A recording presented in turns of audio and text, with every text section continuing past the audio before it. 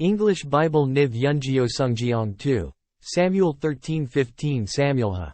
2. Samuel 13. 1. In the course of time, Amnon son of David fell in love with Tamar, the beautiful sister of Absalom son of David.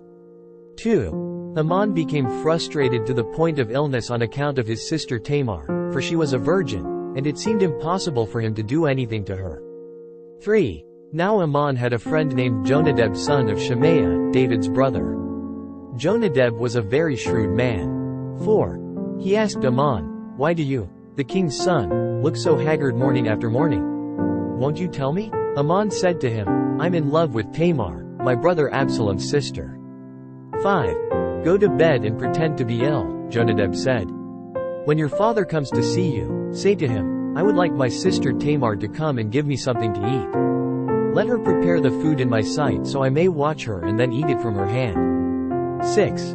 So Amnon lay down and pretended to be ill.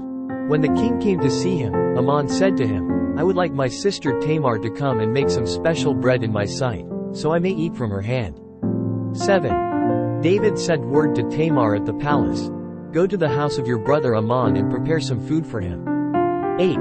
So Tamar went to the house of her brother Amnon, who was lying down.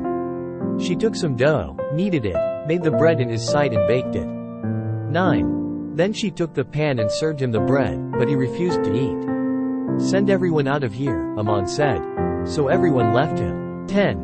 Then Amnon said to Tamar, "Bring the food here into my bedroom so I may eat from your hand." And Tamar took the bread she had prepared and brought it to her brother Amnon in his bedroom. 11. But when she took it to him to eat, he grabbed her and said, "Come to bed with me, my sister." 12. "Don't, my brother," she said to him. "Don't force me. Such a thing should not be done in Israel. Don't do this wicked thing." 13. "What about me? Where could I get rid of my disgrace? And what about you? You would be like one of the wicked fools in Israel. Please speak to the king, he will not keep me from being married to you." 14. But he refused to listen to her, and since he was stronger than she, he raped her. 15. Then Amnon hated her with intense hatred. In fact, he hated her more than he had loved her. Amnon said to her, "Get up and get out." 16. "No," she said to him. "Sending me away would be a greater wrong than what you have already done to me." But he refused to listen to her. 17. He called his personal servant and said, "Get this woman out of here and bolt the door after her." 18. So his servant put her out and bolted the door after her. She was wearing a richly ornamented robe, for this was the kind of garment the virgin daughters of the king wore. 19. Tamar put ashes on her head and tore the ornamented robe she was wearing. She put her hand on her head and went away, weeping aloud as she went. 20. Her brother Absalom said to her, "Has that Amnon, your brother, been with you? Be quiet now, my sister, he is your brother. Don't take this thing to heart." And Tamar lived in her brother Absalom's house, a desolate woman. 21. When King David heard all this, he was furious. 22. Absalom never said a word to Amnon, either good or bad. He hated Amnon because he had disgraced his sister Tamar. 23. 2 years later, when Absalom's sheep shearers were at Baal Hazor near the border of Ephraim, he invited all the king's sons to come there. 24. Absalom went to the king and said, "Your servant has had shearers come. Will the king and his officials please join me?" 25. "No, my son," the king replied. "All this should not go, we would only be a burden to you." Although Absalom urged him, he still refused to go, but gave him his blessing. 26. Then Absalom said, "If not, please let my brother Amnon come with us." The king asked him, "Why should he go with you?" 27. But Absalom urged him, so he sent with him Amnon and the rest of the king's sons. 28. Absalom ordered his men, "Listen. When Amnon is in high spirits from drinking wine and I say to you, 'Strike Amnon down,' then kill him. Don't be afraid. Have not I given you this order?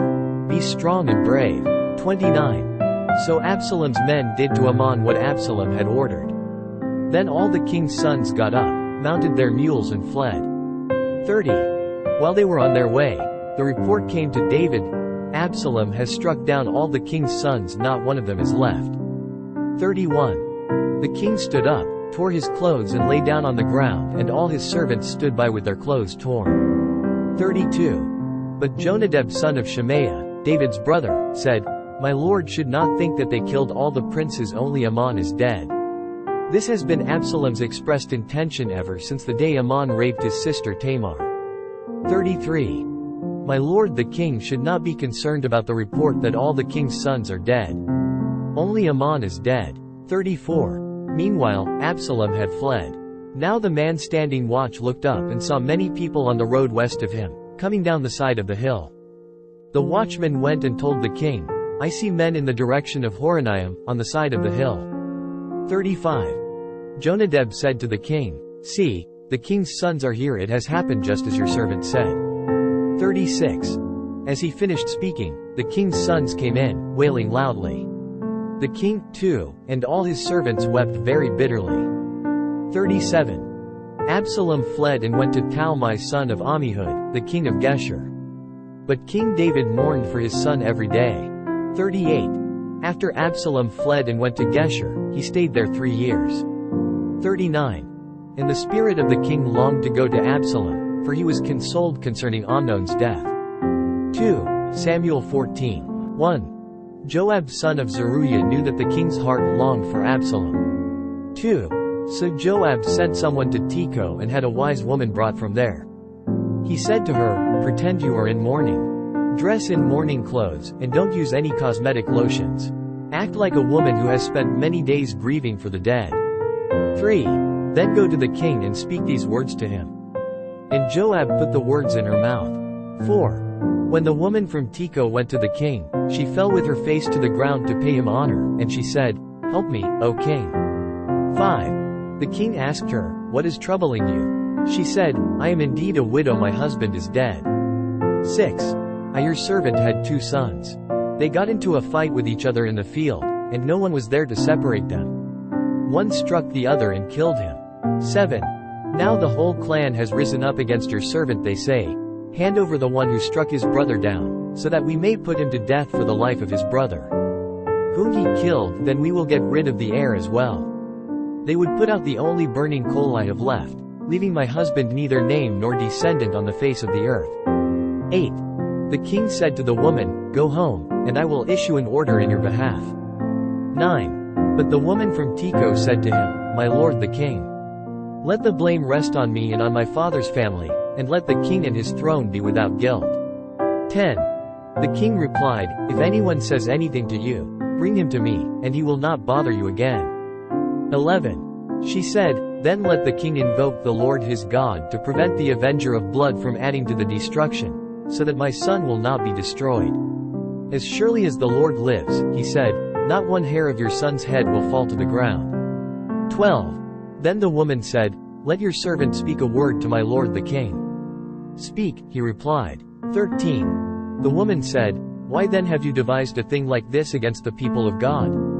When the king says this, does he not convict himself, for the king has not brought back his banished son?" 14. Like water spilled on the ground, which cannot be recovered, so we must die. But God does not take away life instead. He devises ways so that a banished person may not remain estranged from him. 15. And now I have come to say this to my lord the king because the people have made me afraid. Your servant thought, I will speak to the king, perhaps he will do what his servant asks. 16. Perhaps the king will agree to deliver his servant from the hand of the man who is trying to cut off both me and my son from the inheritance God gave us. 17. And now your servant says, "May the word of my lord the king bring me rest, for my lord the king is like an angel of God in discerning good and evil. May the Lord your God be with you." 18. Then the king said to the woman, "Do not keep from me the answer to what I am going to ask you. Let my lord the king speak," the woman said. 19. The king asked, "Isn't the hand of Joab with you in all this?" The woman answered, "As surely as you live, my lord the king, no one can turn to the right or to the left from anything my lord the king says. Yes, it was your servant Joab who instructed me to do this and who put all these words into the mouth of your servant." 20. Your servant Joab did this to change the present situation. My lord has wisdom like that of an angel of God, he knows everything that happens in the land. 21. The king said to Joab, "Very well, I will do it. Go, bring back the young man Absalom." 22. Joab fell with his face to the ground to pay him honor, and he blessed the king. Joab said, "Today your servant knows that he has found favor in your eyes, my lord the king, because the king has granted his servant's request." 23. Then Joab went to Geshur and brought Absalom back to Jerusalem. 24. But the king said, "He must go to his own house, he must not see my face." So Absalom went to his own house and did not see the face of the king. 25. In all Israel there was not a man so highly praised for his handsome appearance as Absalom. From the top of his head to the sole of his foot there was no blemish in him. 26. Whenever he cut the hair of his head, he used to cut his hair from time to time when it became too heavy for him, he would weigh it, and its weight was 200 shekels by the royal standard. 27. 3 sons and a daughter were born to Absalom. The daughter's name was Tamar, and she became a beautiful woman. 28. Absalom lived 2 years in Jerusalem without seeing the king's face. 29. Then Absalom sent for Joab in order to send him to the king, but Joab refused to come to him. So he sent a second time, but he refused to come. 30. Then he said to his servants, "Look, Joab's field is next to mine, and he has barley there. Go and set it on fire." So Absalom's servants set the field on fire. 31. Then Joab did go to Absalom's house and he said to him, "Why have your servants set my field on fire?" 32. Absalom said to Joab, "Look, I sent word to you and said, 'Come here so I can send you to the king to ask, why have I come from Geshur? It would be better for me if I were still there. Now, then, I want to see the king's face, and if I am guilty of anything, let him put me to death.'" 33. So Joab went to the king and told him this. Then the king summoned Absalom, and he came in and bowed down with his face to the ground before the king. And the king kissed Absalom. 2 Samuel 15. 1. In the course of time, Absalom provided himself with a chariot and horses and with 50 men to run ahead of him. 2. He would get up early and stand by the side of the road leading to the city gate. Whenever anyone came with a complaint to be placed before the king for a decision, Absalom would call out to him, "What town are you from?" He would answer, "Your servant is from one of the tribes of Israel." 3. Then Absalom would say to him, "Look, your claims are valid and proper, but there is no representative of the king to hear you." 4. And Absalom would add, "If only I were appointed judge in the land. Then everyone who has a complaint or case could come to me and I would see that he gets justice." 5. Also, whenever anyone approached him to bow down before him, Absalom would reach out his hand, take hold of him and kiss him. 6. Absalom behaved in this way toward all the Israelites who came to the king asking for justice, and so he stole the hearts of the men of Israel. 7. At the end of 4 years, Absalom said to the king, "Let me go to Hebron and fulfill a vow I made to the Lord." 8. While your servant was living at Geshur in Aram, I made this vow, "If the Lord takes me back to Jerusalem, I will worship the Lord in Hebron." 9. The king said to him, "Go in peace." So he went to Hebron. 10. Then Absalom sent secret messengers throughout the tribes of Israel to say, "As soon as you hear the sound of the trumpets, then say, Absalom is king in Hebron." 11. 200 men from Jerusalem had accompanied Absalom. They had been invited as guests and went quite innocently, knowing nothing about the matter. 12. While Absalom was offering sacrifices, he also sent for Ahithophel the Gilonite, David's counselor, to come from Gilo, his hometown. And so the conspiracy gained strength, and Absalom's following kept on increasing. 13. A messenger came and told David, "The hearts of the men of Israel are with Absalom." 14. Then David said to all his officials who were with him in Jerusalem, "Come. We must flee, or none of us will escape from Absalom. We must leave immediately, or he will move quickly to overtake us and bring ruin upon us and put the city to the sword." 15. The king's officials answered him, "Your servants are ready to do whatever our lord the king chooses." 16. The king set out, with his entire household following him, but he left 10 concubines to take care of the palace. 17. So the king set out, with all the people following him, and they halted at a place some distance away. 18. All his men marched past him, along with all the Kerethites and Pelethites. And all the 600 Gittites who had accompanied him from Gath marched before the king. 19. The king said to Ittai the Gittite, "Why should you come along with us? Go back and stay with King Absalom. You are a foreigner, in exile from your homeland. 20. You came only yesterday. And today shall I make you wander about with us, when I do not know where I am going? Go back, and take your countrymen. Make kindness and faithfulness be with you." 21. But Ittai replied to the king, "As surely as the Lord lives, and as my lord the king lives, wherever my lord the king may be, whether it means life or death, there will your servant be." 22. David said to Ittai, "Go ahead, march on." So Ittai the Gittite marched on with all his men and the families that were with him. 23. The whole countryside wept aloud as all the people passed by. The king also crossed the Kidron Valley, and all the people moved on toward the desert. 24. Zadok was there, too, and all the Levites who were with him were carrying the Ark of the Covenant of God. They set down the Ark of God, and Abiathar offered sacrifices until all the people had finished leaving the city. 25. Then the king said to Zadok, "Take the Ark of God back into the city. If I find favor in the Lord's eyes, he will bring me back and let me see it in his dwelling place again." 26. But if he says, "I am not pleased with you," then I am ready, let him do to me whatever seems good to him. 27. The king also said to Zadok the priest, "Aren't you a seer? Go back to the city in peace, with your son Ahimaaz and Jonathan son of Abiathar.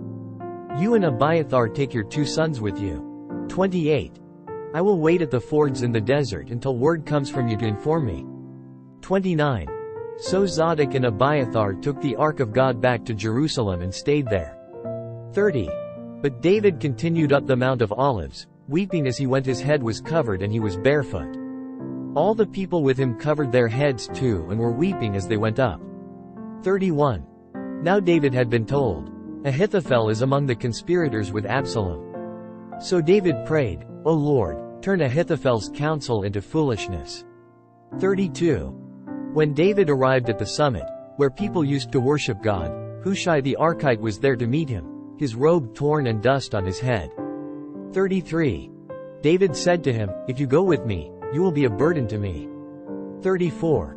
But if you return to the city and say to Absalom, "I will be your servant, O king, I was your father's servant in the past.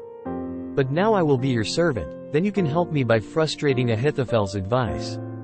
35. Won't the priests Zadok and Abiathar be there with you? Tell them anything you hear in the king's palace. 36. Their 2 sons, Ahimaaz son of Zadok and Jonathan son of Abiathar, are there with them. Send them to me with anything you hear. 37. So David's friend Hushai arrived at Jerusalem as Absalom was entering the city.